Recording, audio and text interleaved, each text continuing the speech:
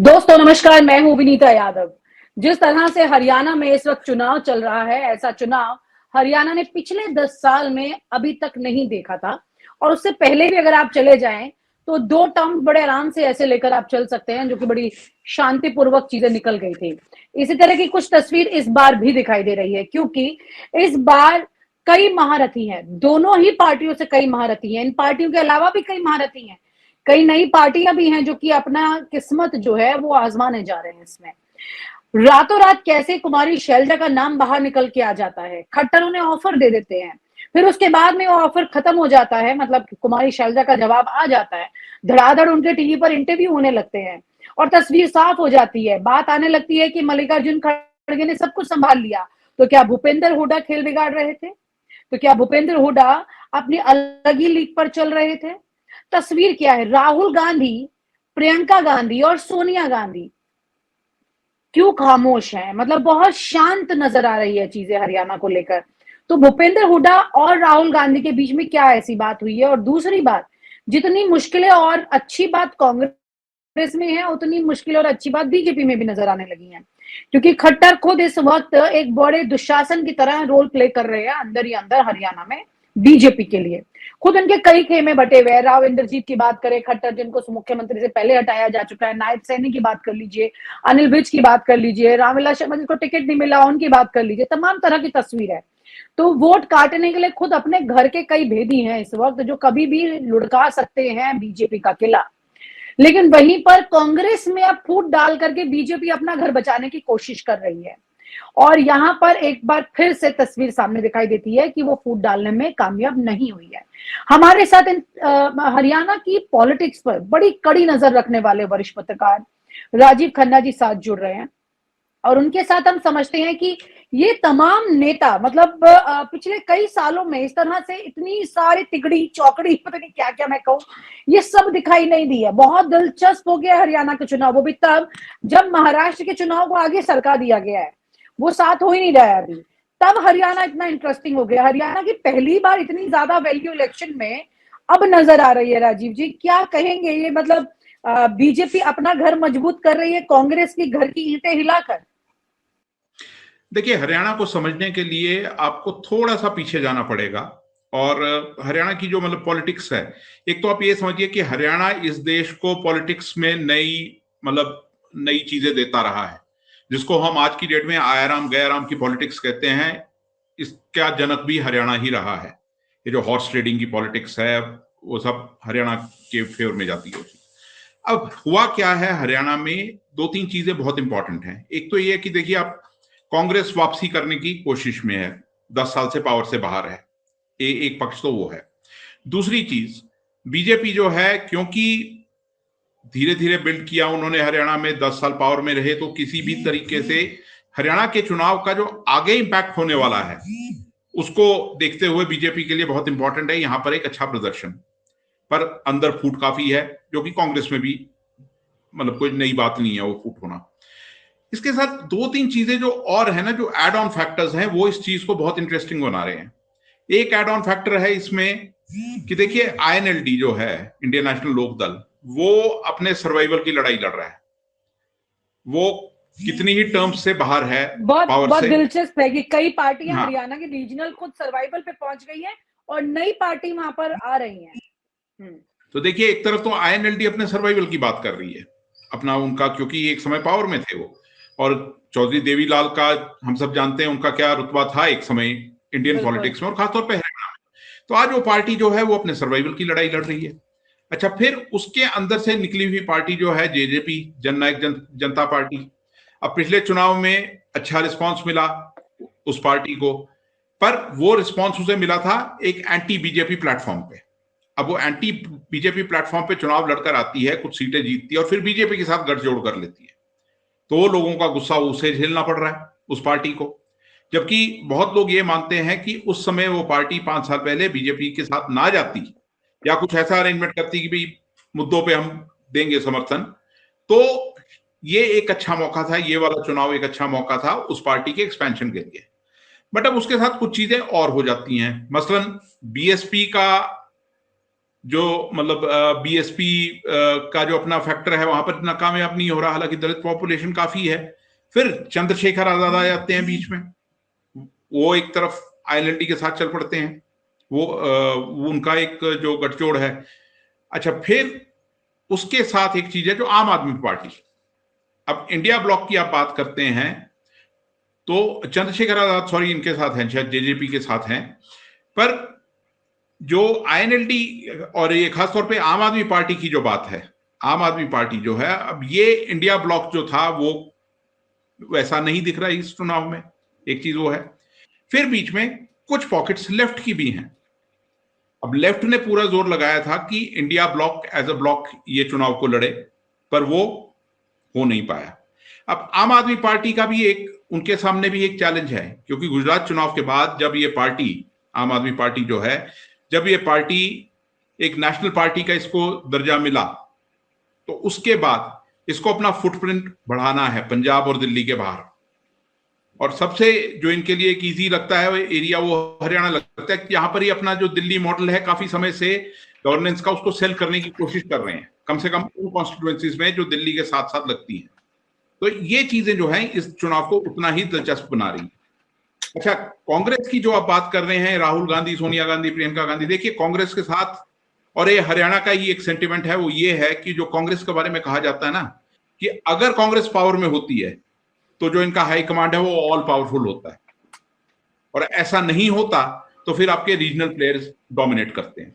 अब उसमें जो है, देखिए शैलजा नो डाउट एक अच्छी मतलब पकड़ की नेता है उनकी, पर जब चुनाव की पूरी ये शुरू हुई थी प्रक्रिया, तो कांग्रेस को लेकर कहा जाता था कि एक एसआरके गैंग गिना जाता था, शैलजा, किरण चौधरी और रणदीप सुरजेवाला का गैंग, कि भाई ये जो है ये हुड्डा के एंटी ग्रुप है। अब किरण चौधरी चली गई, लेकिन अभी तो बात हो रही थी कि हुड्डा ने किरण चौधरी तो जा चुकी है, लेकिन ये बात हो रही थी कि कुमारी शैलजा और रणदीप सिंह जो है सुरजेवाला, तो इनको इन्होंने सेटल कर लिया है, क्योंकि सुरजेवाला का बेटा चुनाव लड़ रहा है, अगर वो चुनाव जीत कर आते हैं तो उनको अच्छी पोजीशन मिल जाएगी।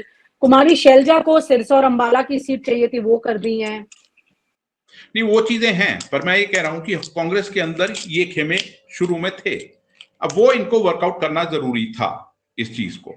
अच्छा, फिर पिछले चुनाव का, जिसको कहते हैं ना कि मतलब दूध का जला जो है वो छाछ को भी फूंक कर पीता है, तो पिछले चुनाव में भी हालात ऐसे थे कि बहुत लोगों का ये मानना है कि पिछले चुनाव में भी 6 महीने पहले अगर कांग्रेस ने कमान हुड्डा को दे दी होती तो शायद कांग्रेस वहां सरकार बना जाती, मार्जिन बहुत कम था, वो जोड़ तोड़ करके सरकार बना लेते। तो ये तमाम चीजें हैं इसमें जो इस समय हरियाणा में ये प्ले आउट हो रही हैं, और इसके चलते ये चुनाव जो है उतना ही इंटरेस्टिंग नजर आ रहा है। अगर हम बात करें भूपेंद्र हुड्डा की, तो सोनिया गांधी के साथ उनकी तल्खियां बढ़ती चली गई थी, और जो ग्रुप 23 बनाया था, G23 बनाया था, उसमें भूपेंद्र हुड्डा भी थे, और मतलब लग रहा था कि लगभग वो पार्टी छोड़ ही चुके हैं चीजों से, जैसे गुलाम नबी आजाद भी थे, उसमें कई लोग थे।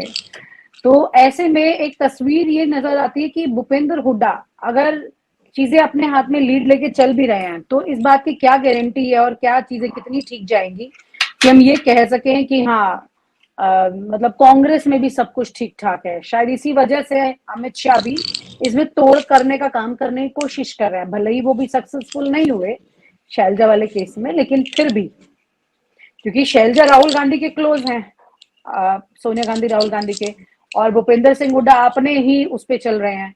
जहां पर अमित शाह ने राव नरवीर की धमकी पर उन्हें सीधा 24 घंटे में टिकट दे दिया, वहीं कुमारी शैलजा और ये सब चीजें देखते हुए ये लोग मतलब कांग्रेस ने भले उनके साथ करीब है, लेकिन भूपेंद्र हुड्डा की पूरी सिचुएशन को देखते हुए कह रहे हैं कि उन्होंने कमान दी नहीं भूपेंद्र हुड्डा को, कांग्रेस ने, मतलब राहुल गांधी ने, ये उनसे ले ली गई है। हरियाणा में बहुत लीस्ट बॉदर्ड और इंटरेस्टेड दिखाई दे रहे हैं राहुल गांधी, ये भी तो सच है ना। देखिए, सीधी बात जो मैं पहले कह रहा था कि कांग्रेस हाईकमांड तब ऑल पावरफुल होती है जब सेंटर में कांग्रेस की सरकार हो, उसको रीजनल प्लेयर्स पे डिपेंड करना ही पड़ता है। और उसका सबसे बड़ा एग्जांपल आप हरियाणा के साथ हिमाचल का ले लीजिए, वीरभद्र सिंह का आप रवैया देख लीजिए पहले क्या था, और वीरभद्र सिंह ने किस तरीके से कांग्रेस की सरकारें वहां चलाई, उसको भी आप देख लीजिए। तो ये चीज है। और भूपेंद्र हुड्डा में देखिए सबसे बड़ा सवाल ये आता है कि एक तो किस नेता की पैन हरियाणा एक एक्सेप्टेंस है, क्या वो चीज है, पहली चीज। और फिर हुड्डा पिछले बहुत साल से लगे तो हुए हैं काम करने। अब कुमारी शैलजा जो है, कुमारी शैलजा इस समय तो अब सेंटर में है। क्या कांग्रेस को अपनी कोई एमपी की सीट हटा के वापस लाना चाहेगी किसी नेता को, वो भी एक सवाल है। ठीक है, उनके कैंडिडेट्स को एडजस्ट करने की बात है, वो एक पार्टी के अंदर के डायनामिक्स होते हैं, वो पुश पुल प्रेशर टैक्टिक सब चलता है उसमें। अब वो चीज पहले कांग्रेस में ज्यादा होती थी, अब तो बीजेपी में भी वही चल रहा है। तो ये चीजें हैं जिसके चलते ये चुनाव जो है उतना इंटरेस्टिंग। और कुल मिलाकर हालात ऐसे हैं कि पब्लिक सेंटिमेंट एट लार्ज जो है वो बीजेपी से नाराज है, वो एक चीज है। पर दूसरी तरफ जो विपक्ष है वो भी तो बिल्कुल बिखरा हुआ है। उसके बीच में चुनाव जो है ये कैसे आगे बढ़ता है वो अभी हमको देखना है। लेकिन अभी इस वक्त की जो परिस्थितियां दिखाई दे रही है हरियाणा चुनाव में, खास तौर से दोनों ही तरफ की पार्टियों में तमाम दिग्गज नेता हैं, पुराने भी हैं, नए भी हैं, नई पार्टियां भी हैं, पुरानी पार्टियां भी हैं, पुराने मेथड से भी चल रहे हैं, नए सिस्टम से भी चल रहे हैं, बहुत सारी चीजें हैं। इस बार अगर हरियाणा चुनाव को देखें तो बहुत कोलैबोरेशन है हर सिचुएशन का, if I am not wrong. क्योंकि मुझे ऐसा लगता है कि क्योंकि हरियाणा चुनाव बहुत स्मूथली लोकसभा के बाद में निकल जाया करता था, लेकिन इस बार ये टक्कर पे आ गया। और शायद इसकी वजह आपको ये लगता है कि लोकसभा चुनाव में नरेंद्र मोदी का घटता ग्राफ है कि अब उनको अलायंस की जरूरत पड़ रही है, और हरियाणा भी इसीलिए फंस गया है ज्यादा। अगर लोकसभा में नरेंद्र मोदी की सीटें निकल जाती या मान लीजिए कांग्रेस की आ जाती ज्यादा सीटें, तो सिचुएशन यहाँ और ज्यादा क्लैरिटी वाली हो जाती। और चर्चाएं जोरों पर हो रही हैं कि अब हरियाणा में जहां पर कांग्रेस अच्छी एज पर चल रही थी, वहीं अब चीजें थोड़ा क्लोज मार्जिन होता जा रहा है बीजेपी कांग्रेस में। क्या इस बात से एग्री करते हैं आप? देखिए, बीजेपी की ऑर्गेनाइजिंग कैपेसिटी को आप अंडरमाइन नहीं कर सकते, वो चीज तो दिखती बात है। आरएसएस बीजेपी की जो ऑर्गेनाइजिंग कैपेसिटी है, जो उनकी ऑर्गेनाइजेशनल स्किल्स हैं, उसको आप अंडरमाइन नहीं कर सकते। कांग्रेस में वो चीज देखने को नहीं मिलती है, एक चीज तो ये है। अच्छा, फिर जो आप बात कह रहे हैं कि अगर लोकसभा चुनाव में कोई क्लियर कट मैंडेट आती तो ऑब्वियसली उसका एक स्पिल ओवर इफेक्ट होता है। पर आपको यह भी देखना है कि जहां पिछली बार बीजेपी की 10 की 10 सीटें थी, इस बार 5 कांग्रेस ने जीती हैं, और शायद और सीटें निकल जाती अगर कैंडिडेट सही दिए जाते। वो भी एक प्रश्न चिन्ह है उस चीज को। फिर हरियाणा में आप एक चीज को देखिए, पिछले 10 साल में एक चेंज आया है। उससे पहले क्या था, कांग्रेस का जो मेन राइवल था वो आईएनएलडी था। बीजेपी इमर्ज हुई है 10 साल पहले। अब उसके आगे आप देखिए जिस तरीके से 2016 में जो राज्यसभा चुनाव में जो वो कांड हुआ था, इंक वाला, पेन की इंक वाला, जिससे कि आईएनएलडी के कैंडिडेट नहीं जीत पाए थे, वो चीजें जो हुई थी, तो सेंट्रल हाईकमांड को वो चीज समझनी थी ना कि अब डायनेमिक्स बदले हैं। अब आईएनएलडी आपका मेन राइवल नहीं है, अब आपका मेन राइवल बीजेपी है, पर ट्रेडिशनली आपका राइवल आईएनएलडी ही रहा है। अब उन सब चीजों के बीच में जो है ये चुनाव इसलिए इंटरेस्टिंग हो रहा है। और मैं वो कह रहा हूं कि जो विपक्ष बिखरा हुआ है, देखिए कितनी वोट काट पाती है आम आदमी पार्टी और किसके काटती है, ये भी एक सवाल है। क्या आईएनएलडी अपना जो जाट बेस है, जहां जितने भी जिलों में है या जो पॉकेट्स में है, क्या वो उसको रिटेन कर पाता है? क्या ये जो एक परसेप्शन बाहर बनाई जा रही है या बन रही है कि कांग्रेस में सब ठीक नहीं है, क्या वो दलित वोटर कांग्रेस की तरफ पूरा का पूरा एन मास लौटेगा? वो भी एक सवाल उठता है। तो ये तमाम चीजें हैं जिन आपको, खासतौर पे जिस तरीके से खट्टर ने शैलजा को कहा कि खेमा बदल लीजिए, ये क्या ये डेस्परेशन की कैसी मूव थी, वो भी एक चीज है। तो ये चीजें जो है ना, और फिर आप कह रहे हैं कि बीजेपी के अंदर जिस तरीके से कई गुट बीजेपी के अंदर भी हैं। अनिल विज कहते हैं कि मेरी दावेदारी है सीएम बनने के लिए, राव साहब कहते हैं मेरी दावेदारी है। अच्छा, नायब सिंह, अब पार्टी कहती है कि चुनाव जो है नायब सिंह सैनी के फेस पे लड़ा जाएगा, और इस बीच में खट्टर साहब के अपने इंटरेस्ट्स हैं। तो ये तमाम चीजें हैं। ये जो एक बड़ा इंटरेस्टिंग, मैं कहूंगा कि एक बिल्कुल पॉट बॉयलर जिसको हम कहते हैं इंग्लिश में, वो चीज एक इमर्ज होती नजर आ रही है। कांग्रेस को एडवांटेज है, नो डाउट, वो एंटी इनकम्बेंसी का एडवांटेज है, पर वो क्या उस एडवांटेज को कैपिटलाइज करने की तरफ बढ़ रही है, सवाल वहां उठता है। और अभी केजरीवाल बाहर आए हैं, कुछ दिन पड़े हैं, वो क्या कैंपेन करते हैं जाके हरियाणा में, क्या लाइन लेते हैं। देखिए, एक तो ये है ना कि आप लाइन क्या लेते हैं, किसको टारगेट करते हैं, क्या ऑफर करते हैं, ये तमाम चीजें हरियाणा में इस समय ये वर्क कर रही हैं। और बीजेपी की तो क्लियर कट डेस्परेशन है। अगर हरियाणा चुनाव बीजेपी हारती है और जम्मू कश्मीर में सही सिग्नल नहीं आता, तो अगले 2 चुनाव में भी तो उसका एक लिंगरिंग इफेक्ट आएगा ना। Of course. यहाँ पर रणदीप सुरजेवाला जो हैं वो कह रहे हैं कि मेरी बहन शैलजा और हम दोनों मिलकर चुनाव लड़ते रहेंगे, हम दोनों मिलकर लड़ते रहेंगे।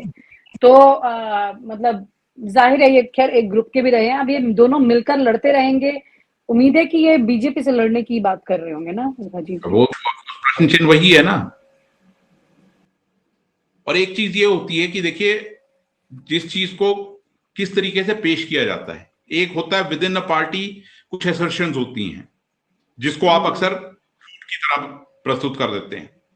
अब क्या ये असर्शन है या वाकई फूट है, पर्दे के पीछे क्या चल रहा है, क्योंकि छोटे छोटे ग्रुप पीछे बहुत कुछ चल रहा है इस बार, तो बहुत पीछे क्या चल रहा है सवाल वो है। हम्म। और इसमें आप ये भी जानते हैं कि बीजेपी भी, देखिए पॉलिटिक्स तो गेम ऑफ चेस है ना, कि किसकी मूव क्या चल रही है, कितने पॉन आगे चल रहे हैं, किस मूव को पीछे ले जा रहे हैं, किसको क्या कर रहे हैं, वैसे चलता है काम। एक एडवांटेज ये भी है कांग्रेस के, बीजेपी के अंदर भी एक खेमेबाजी है, वो भी एक एडवांटेज है। तो वो किस तरीके से चीजें आगे जाती हैं वो मैटर कर रहा है इस समय। पर डेफिनेटली देखिए, लोगों में वो नाराजगी जरूर है। अगर आप लोगों से बात की, किसानों का एक मतलब धड़ा है, वो बहुत नाराज है। यूथ जो है अग्निवीर, जिसका नाम भी नहीं लिया बीजेपी ने पूरे कैंपेन में, सिर्फ ये कहा जा रहा है कि हम नौकरी पक्का देंगे, इसके बारे में झूठ फैलाया जा रहा है। नौकरी कब देंगे, कब देंगे, क्या रोड मैप है उस नौकरी देने का, वो भी एक चीज है।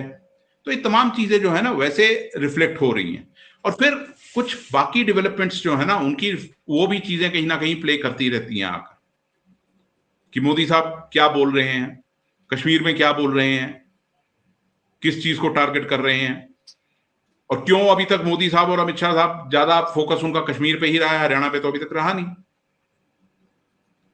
तो ये चीजें जो हैं ये वैसे, और फिर आरएसएस का क्या रोल रहेगा, जो कि हमने लोकसभा चुनाव में देखा कि वो पुराना आरएसएस का जो वर्कर था वो कहीं सड़क पर नहीं था, लोगों को कहते हुए कि वोट डलवाता हुआ नजर नहीं आया था इस लोकसभा चुनाव में। क्या वही रोल रहेगा आरएसएस? क्या आरएसएस अपना वो जो गोल था कि एक वीक नरेंद्र मोदी चाहिए, वो अचीव कर चुका है? अब आगे क्या करना चाहता है? ये सब सवाल हैं जी। यानी कुल मिलाकर के इस बार पार्टी के अंदर, पार्टी के बाहर और भी कई तरह से बहुत सारी सिचुएशन ऐसी है जो कि साफ होगी हरियाणा चुनाव के साथ साथ। महाराष्ट्र से पहले भी बहुत कुछ यहाँ पर हरियाणा चुनाव से ही साफ हो जाएगा। देखना बड़ा दिलचस्प होगा इस बार। और दूसरा ये है कि कांग्रेस की जितनी मर्जी आप बात कर लीजिए, हाईकमांड इस समय इस पोजीशन में नहीं है कि हुडा ग्रुप को टोटली नकार सके।